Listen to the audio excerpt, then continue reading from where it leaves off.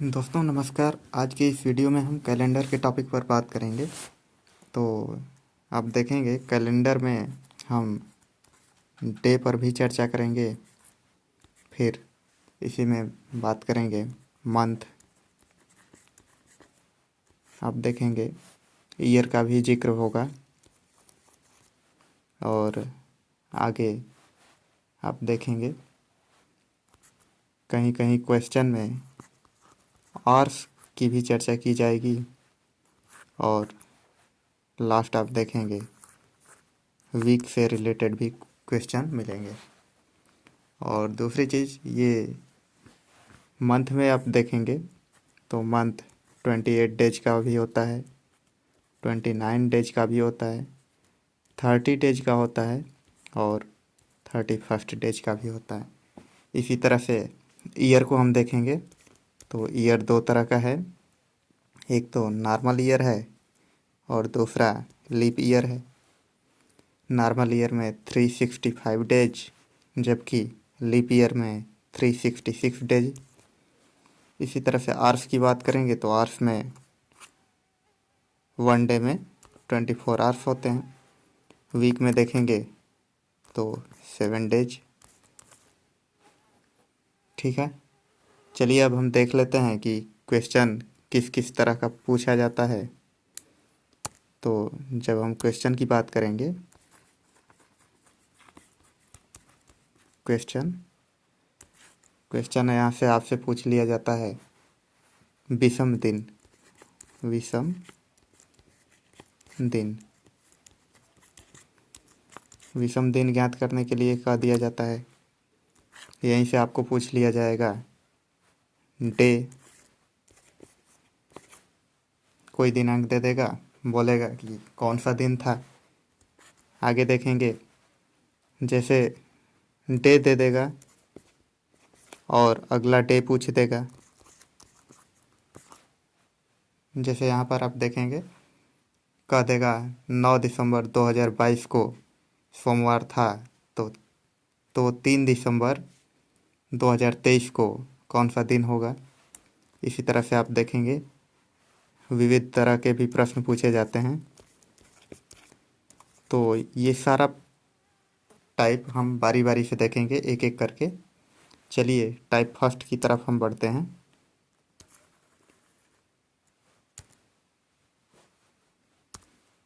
दोस्तों type first विषम दिन।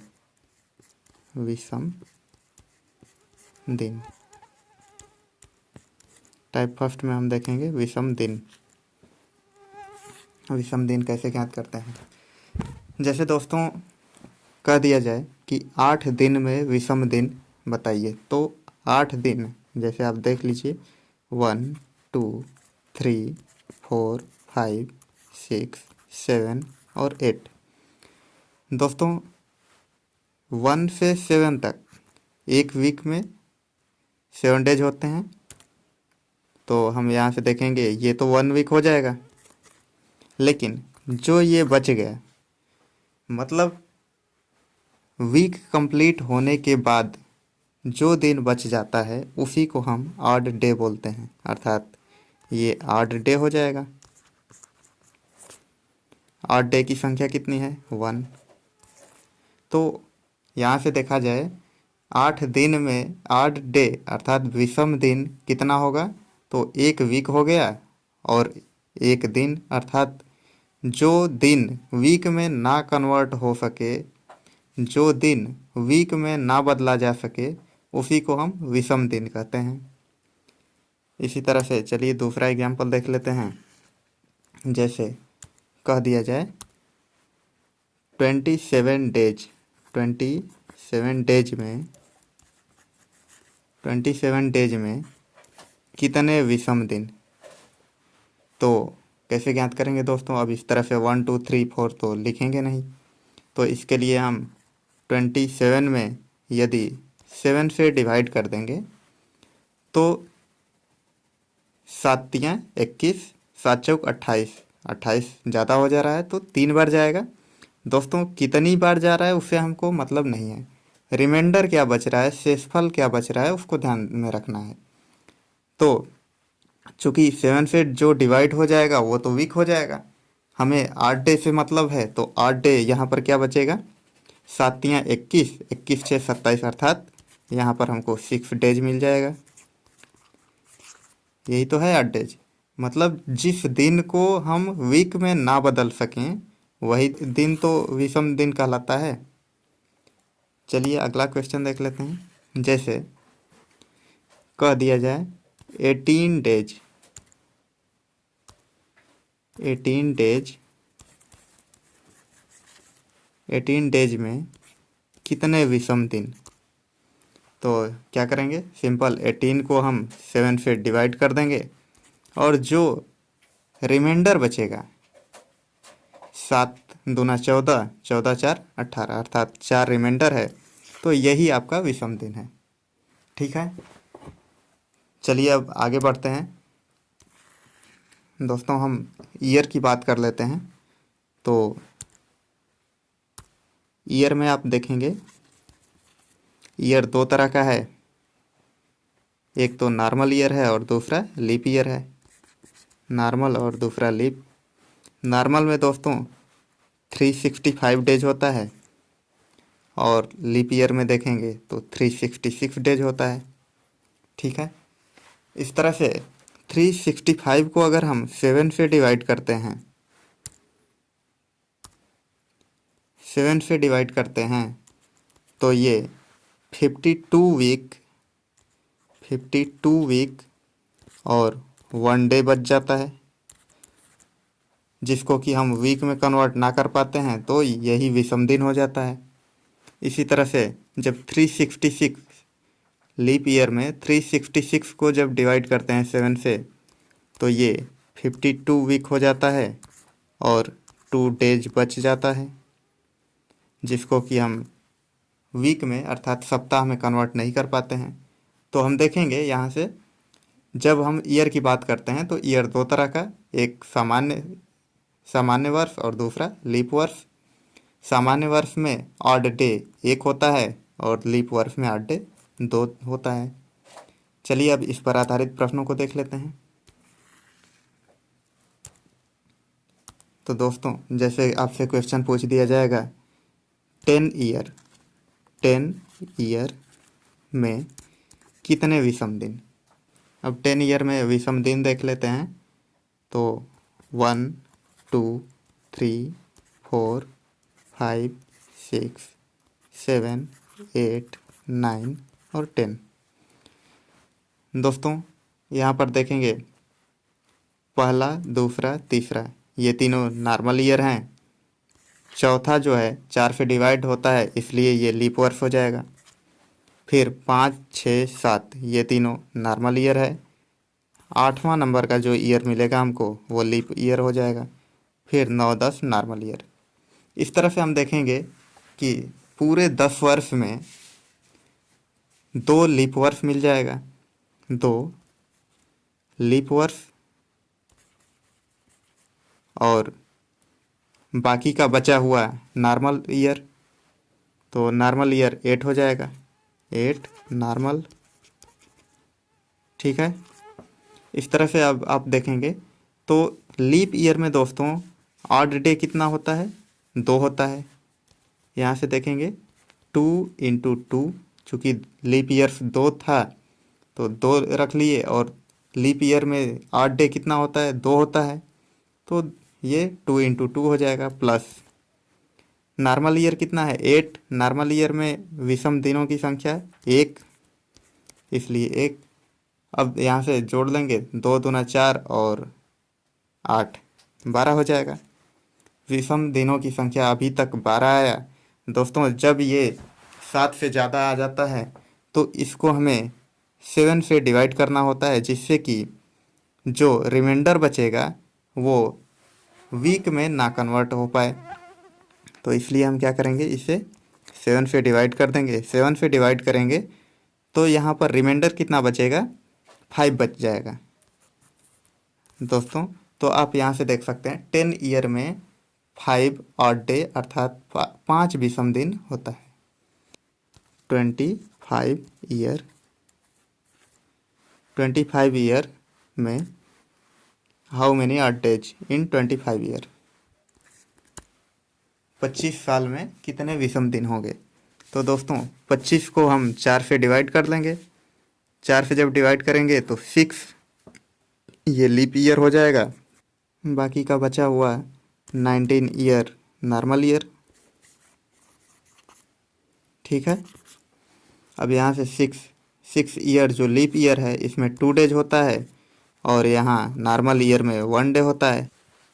यहाँ पर देखेंगे लीप ईयर में 2 डेज होता है तो ये 6 दूना के 12 हो जाएगा और यहाँ से 19 नॉर्मल ईयर है तो 19 गुणे 1 बराबर 12 और 19 ये आपका 31 हो जाएगा। दोस्तों ये जब 7 से ज़्यादा होता है तो हमें इसको 7 से डिवाइड करना पड़ता है, चूँकि 8 डे तभी होता है ज्ञात कर पाते हैं जब रिमाइंडर 7 या 7 से कम हो। तो इस तरह से हम 31 को 7 से डिवाइड करेंगे तो रिमाइंडर 3 आ जाएगा। तो विषम दिनों की संख्या जब हम देखेंगे 25 साल में कितना हो जाएगा दोस्तों, 3। दोस्तों अब शताब्दी वर्ष भी देख लेते हैं कि शताब्दी वर्ष में विषम दिन कितने होते हैं। तो जैसा कि आप लोग जानते हैं कि अगर 100 वर्ष में कहा जाए 100 वर्ष में विषम दिन कितना होगा, तो दोस्तों 4 से अगर हम डिवाइड करेंगे तो यहाँ 25 लीप ईयर आ जाएगा। लेकिन आपको बता दें शताब्दी वर्ष की जब बात आती है, जैसे ही 100 कंप्लीट हो जाता है तो हमें 4 से न डिवाइड करके 400 से डिवाइड करके देखना होता है। तो आपको बता दें दोस्तों कि जैसे हम 1 2 3 4 इस तरह से करते करते 96 97 98 99 और 100 तक जाएंगे तो 96 तो लीप ईयर है दोस्तों। लेकिन जब हम 97 98 99 और 100 पहुंचते हैं तो ये शताब्दी वर्ष हो जाता है दोस्तों। तो अब ये डिवाइडेड बाई 4 रूल अप्लाई नहीं होता है। अब यहाँ पर शताब्दी वर्ष के लिए हमें 400 से डिवाइड करना होता है। इसलिए अगर हम 100 वर्ष में देखें तो 100 वर्ष में लीप ईयर कितना होता है दोस्तों, 25 - 1, अर्थात जब हम 100 पहुंच जाते हैं तो ये शताब्दी वर्ष हो जाता है, जो कि एक ये लास्ट वाला लीप ईयर नहीं हो पाता है। इसलिए हम कह सकते हैं 100 साल में कितना लीप ईयर होता है, 24। ठीक है दोस्तों, जब 100 साल में 24 लीप ईयर है तो अब आप खुद बताइए कि 200 साल में कितना होगा। जैसे यहाँ देख लीजिए 100 साल में कितना, 24 लीप ईयर, 24 लीप ईयर।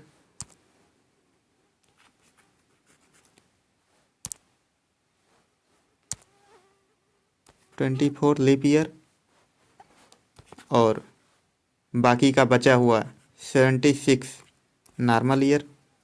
ठीक है। आपको पता है लीप ईयर में ऑड डेज 2 दिन होता है और नॉर्मल ईयर में 1 दिन होता है। लीप ईयर में 2 दिन होता है और नॉर्मल ईयर में 1 दिन होता है। इस तरह से आप देखेंगे तो 100 साल में विषम दिन कितना हो जाएगा, 24 दूना 48 ये हो जाएगा, 48 प्लस नॉर्मल ईयर में 1 दिन होता है तो ये 76 हो जाएगा। इस तरह से आप देखेंगे दोस्तों तो ये 76 और 48 को जोड़ेंगे तो 124 डेज मिल जाएगा, 124 डेज। ठीक है। अब जब 124 डेज मिल गया दोस्तों तो इसको हम 7 से डिवाइड करके देख लेते हैं कि 100 साल में कुल कितना विषम दिन होता है। तो 124 को जब 7 से डिवाइड करेंगे दोस्तों रिमाइंडर 5 आ जाएगा, अर्थात 5 ऑड डेज। ठीक है। अर्थात अब यहाँ से देख लिए कि 100 साल में 5 ऑड डे होता है। इसी तरह से हम देखेंगे जब 200 साल की बात करेंगे, यहाँ पर देख लेते हैं 100 साल में 5 विषम दिन होता है। तो 200 साल में देखेंगे, फिर 300 साल में देखेंगे, 400 साल में देखेंगे।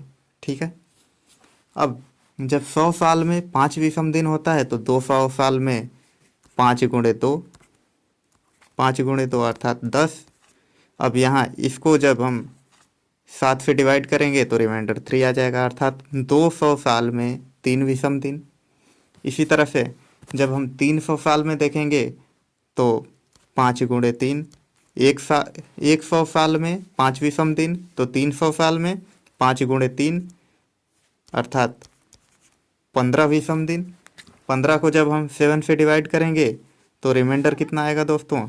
1 आएगा। ठीक है, यहाँ तक तो बात ठीक है। अब आगे बढ़ते हैं, 400 साल में देखते हैं। जब 400 साल में देखते हैं दोस्तों, तो जब 100 साल में 5 विषम दिन होता है तो 400 साल में 5 गुणे 4 20। ठीक है, अब यहीं पर ध्यान देने की बात है दोस्तों, 400 साल ये शताब्दी वर्ष है।